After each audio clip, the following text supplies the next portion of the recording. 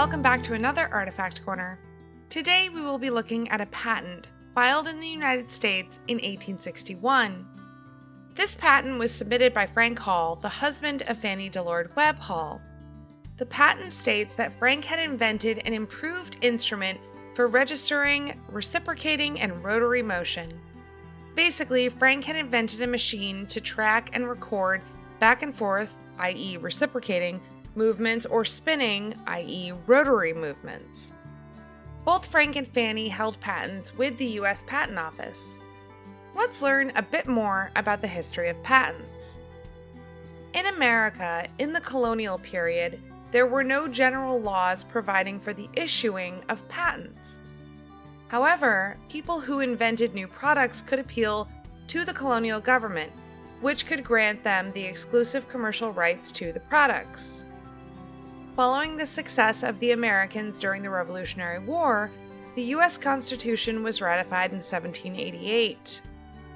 In the Constitution, Article 1, Section 8, Clause 8 reads, "The Congress shall have power to promote the progress of science and useful arts by securing for limited times to authors and inventors the exclusive right to their respective writings and discoveries." And thus, the U.S. patent was born.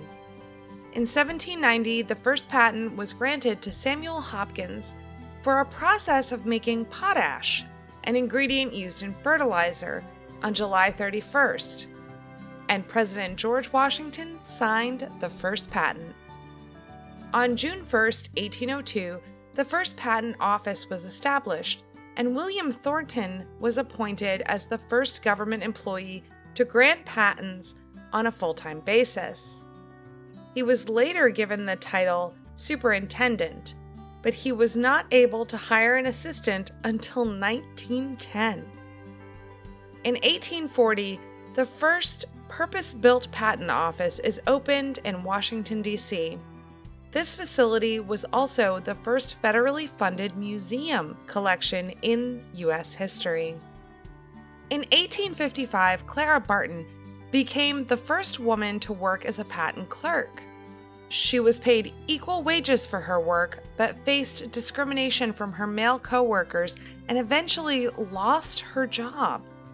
She was later rehired during the Lincoln administration and went on to blaze trails as a relief worker during and after the American Civil War. In 1887, the U.S. joined the Paris Convention, an international treaty that strengthened and harmonized the protection of patent holders around the world. In 1911, the 1 millionth patent was granted to Francis H. Holton for a tubeless vehicle tire. The Patent Act of 1952 clarified and simplified existing patent law in the United States and removed a lot of the redundancies. Patent laws and regulations are now known as Title 35 of the United States Code. In 2011, the America Invents Act was signed into law on September 16th. Among the many provisions of the legislation was implementing the First Inventor to File standard, bringing the U.S. patent system in line with other intellectual property offices around the world. Our patent is in very good condition. It's clear that Frank Hall took very good care of this. It is a fascinating glimpse into the patent process and how it's changed over the years. We are so lucky to have this in our collections. Thanks so much for stopping by.